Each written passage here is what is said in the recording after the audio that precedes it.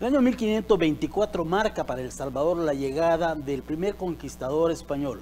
Pedro de Alvarado ingresa a este país por la zona del río Paz en Ahuachapán para convertirse en el invasor que finalmente enfrenta a los soldados de Atonal en la zona de Acaxúbal en Sonsonate.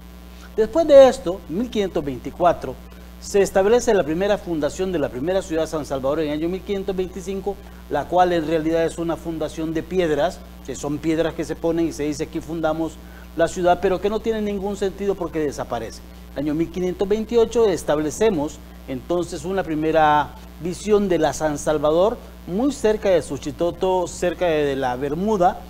con lo cual se define una primera ciudad formalmente establecida con un cabildo, con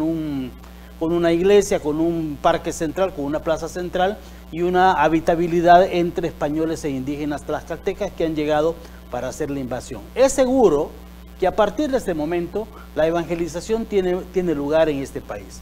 y que para el año 1546 esta ciudad se traslada para la actual San Salvador unos 30 kilómetros hacia el poniente de esta ubicación original. Dentro de todo este marco, y a lo largo de estos años del siglo XVI,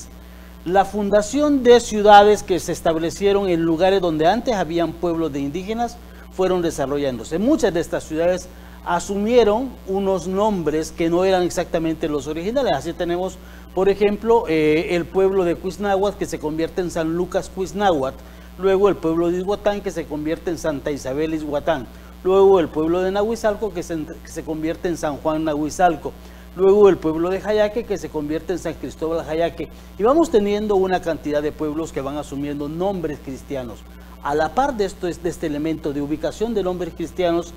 que está con una perspectiva de ideologización a efectos de que los indígenas trasladen su pensamiento religioso original a un pensamiento más católico, encontramos también procesos de evangelización que implican diferentes instrumentos, técnicas, pedagogías y didácticas a efectos de lograr este propósito de parte de los sacerdotes, de los curas españoles. Así, uno de estos elementos que a nosotros nos interesa hoy está relacionado con la enseñanza de este teatro de moros y cristianos. Este teatro de moros y cristianos, este teatro que para nosotros se convierte en el teatro de historiantes, tiene la intencionalidad de enseñar a los indígenas una victoria impresionante de los españoles en su afán de reconquista en el año 1492, expulsando y venciendo a los moros en España. Pero esa festividad que ya encontramos en España a finales del siglo XV y en el siglo XVI, se traslada entonces también como un elemento importante para demostrar, primero, que los españoles son poderosos que pueden vencer, pero luego también demostrar y enseñar que este Dios católico es un Dios mucho más fuerte y que tiene un poder extraordinario capaz de vencer a cualquier enemigo. Así se establecen los primeros teatros de moros y cristianos o teatros de historiantes, que es como conocemos en el país, a esta visión, a este cuento, a esta historia en donde siempre un ejército vence a otro, y este ejército vencedor es el ejército que tiene detrás a un Dios católico y que finalmente termina venciendo a los enemigos que se convierten en los malos dentro de la historia dual, dentro de la historia binaria, dentro de la historia que tiene, como todas las historias, un lado bueno y un lado malo. Los indígenas comienzan a asumir este teatro de moros y cristianos porque además les encanta esta forma teatral de representar la historia. Y los españoles se enseñan a ellos para poderse divertir en las festividades patronales. Así el día de San Juan, el día de San Cristóbal, el día de San Esteban, el día de San Antonio, se convierten en fiestas locales, fiestas pueblerinas, en donde los españoles se sientan alrededor de la plaza para ver a los indígenas que ahora, con sus máscaras oscuras y con sus máscaras más claras, con sus ojos azules en las máscaras, con sus barbas negras en las máscaras, se convierten en los moros y cristianos españoles, pero representados por los indígenas de este país y de esta región en general.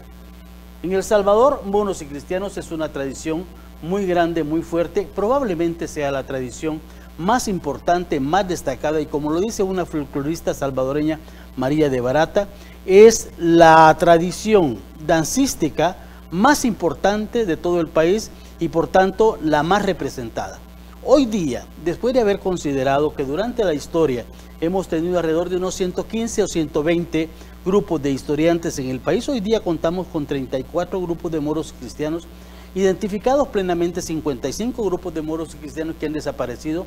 entre el año 1970 y el año 2020. Estos grupos se encuentran fundamentalmente en territorios establecidos que pertenecen a pueblos indígenas, en donde los pueblos indígenas son los que fundamentalmente predominan por sobre toda la población, que puede haber población mestiza y población ladina. Sin embargo, los pueblos indígenas son mayoría en estos lugares y se ubican en 3 determinadas sierras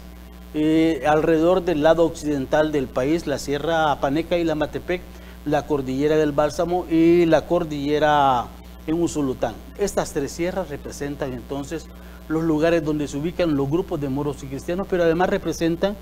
los grupos de pueblos indígenas, en donde impresionantemente los indígenas son mucho más católicos que la gente de la ciudad, que tiene muchas más iglesias y una mayor influencia además del dominio español.